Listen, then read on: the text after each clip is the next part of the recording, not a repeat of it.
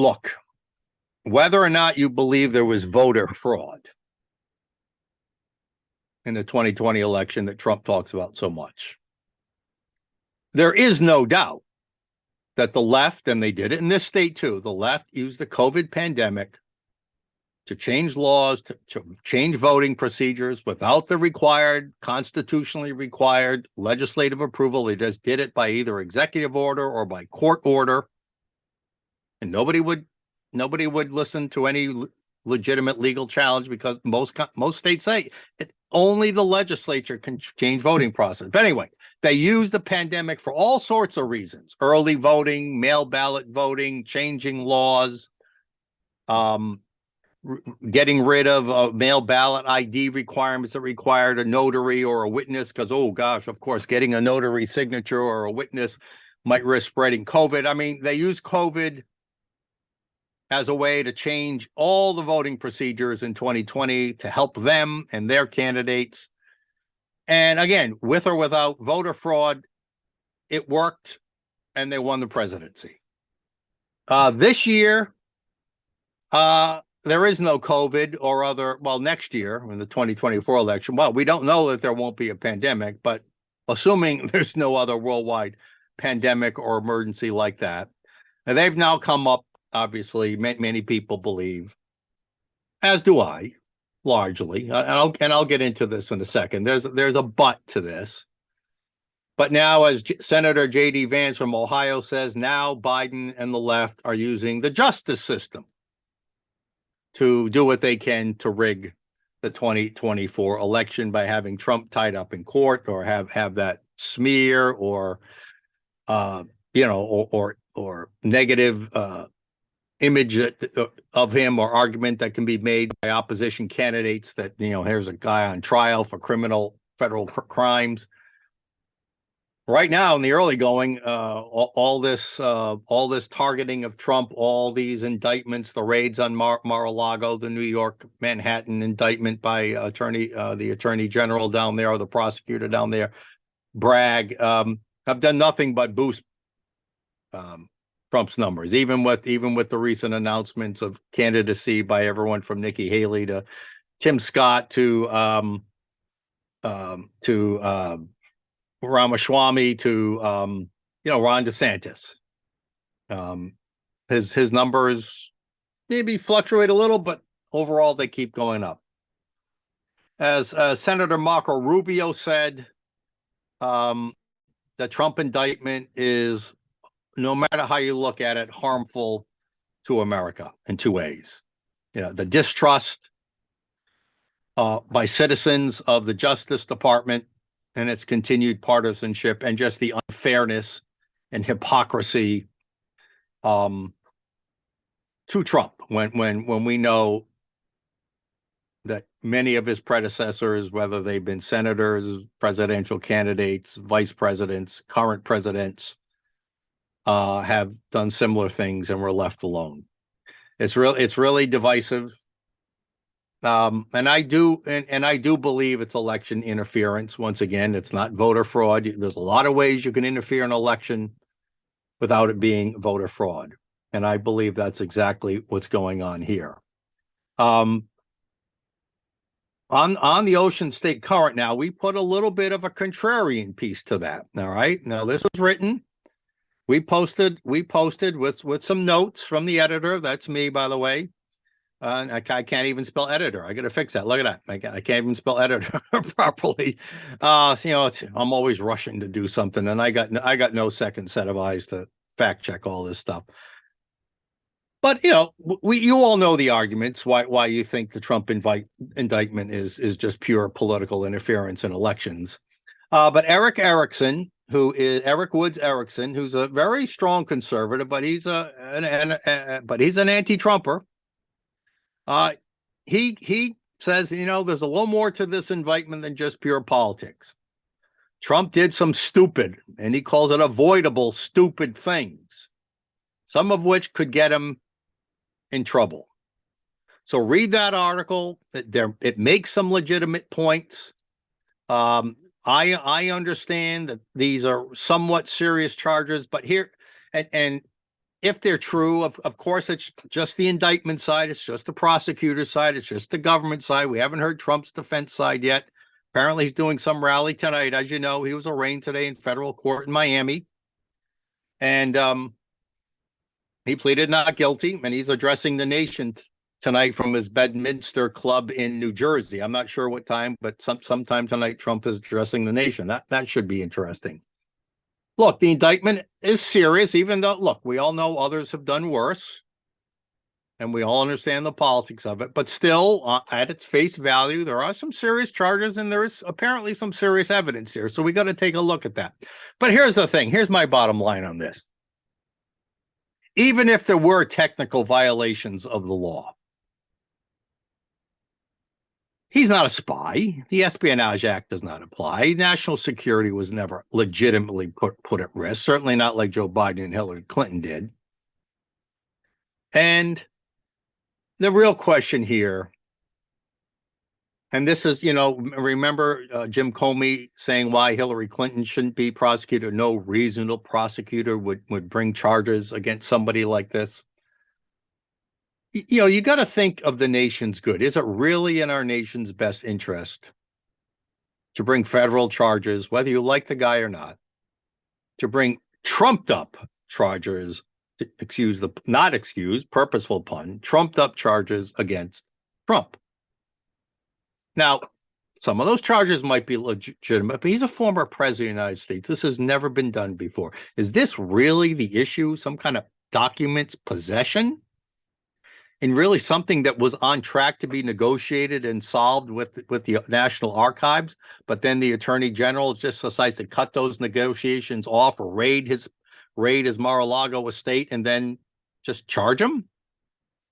This is clearly an issue that could have been negotiated. And based on everything we know, Trump was negotiating. Yes, he might have been resisting. No, I'm not going to give you the documents because I believe I have a right to them, which he has a right to some things. I don't know the technicalities of it.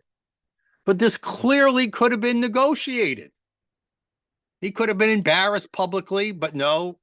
They cut off the negotiations, and then after weeks or months of silence, they raided his home, and now 6-8 months later, he's been federally charged.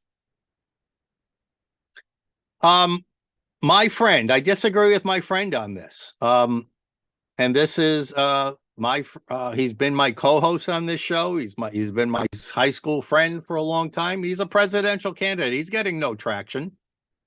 I don't know that what he's doing here is going to get him any traction. But former Cranston Mayor Steve Laffey is calling out Trump and calling out any rivals who any GOP candidates who are talking about pardoning Trump. Laffey's taking a hard line here. Sorry. Trump deserves what he gets. He should resign from the race, and he should plan his criminal defense. He should resign, drop out of the race right now, and take his comeuppance. Look, I understand there are people who believe that way, but here's my question to Steve Laffey. Do you really think this is going to get you more votes in a Republican primary? Okay, yes, you have to sometimes do kind of shock news or bold statements to get attention, because Steve Laffey's not getting any attention. He was one of the first candidates to declare, and nobody's paying him any attention. And I understand the need to want to have some attention. But usually you make attention by not attacking your own conservative narrative. Now, I mean, your party's own conservative narrative. The narrative is the deep state, the Justice Department are the corrupt enemy here. Whether or not you like Trump or not, they're the enemy, not Donald Trump. So I don't know. While Steve Laffey might have a point, he might even be right. Everybody deserves their comeuppance if it's done equally and fairly in our system. But is that going to get him any votes in a Republican primary?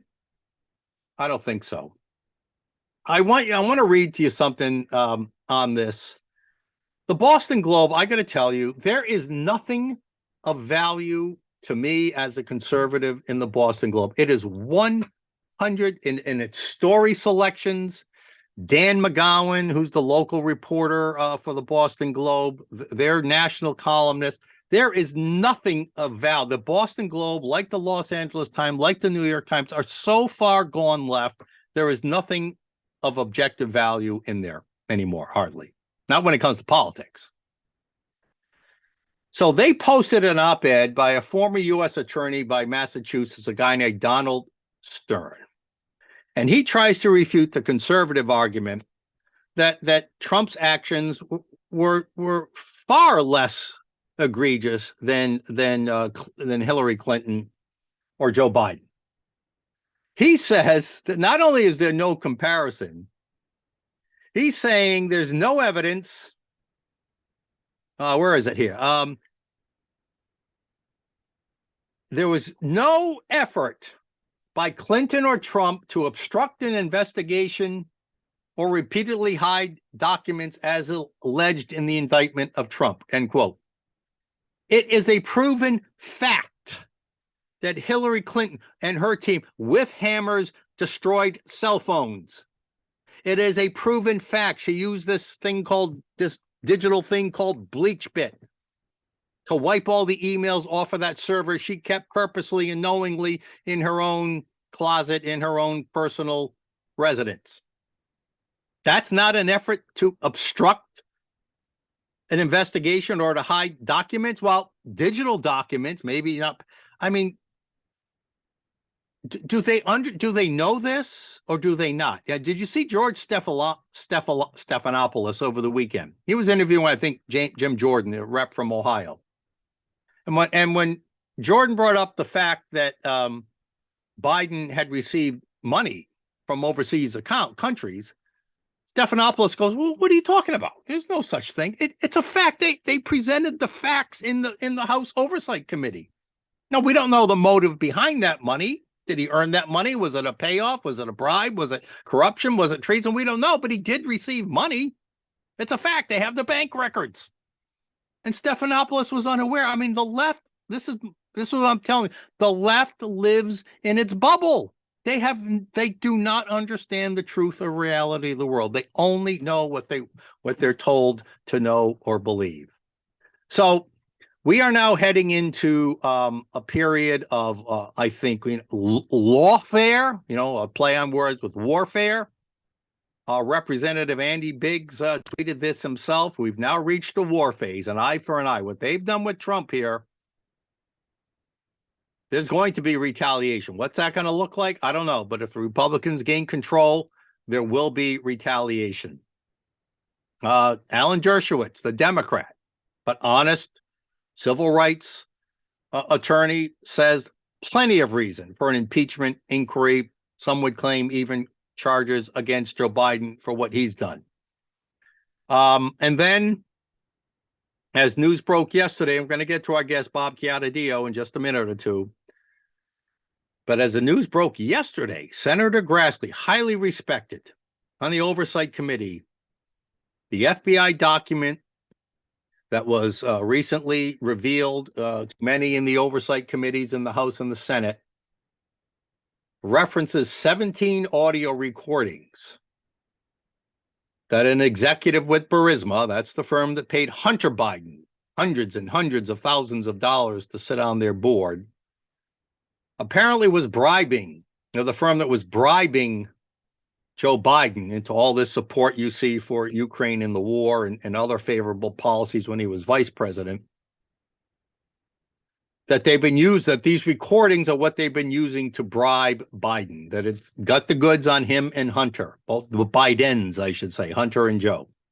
Now, we don't know for a fact those recordings are true, but if Grassley's telling you the truth, he's pretty reputable. Who has them? Does the FBI have them? Did they look the other way? I don't know. But there's a lot out there.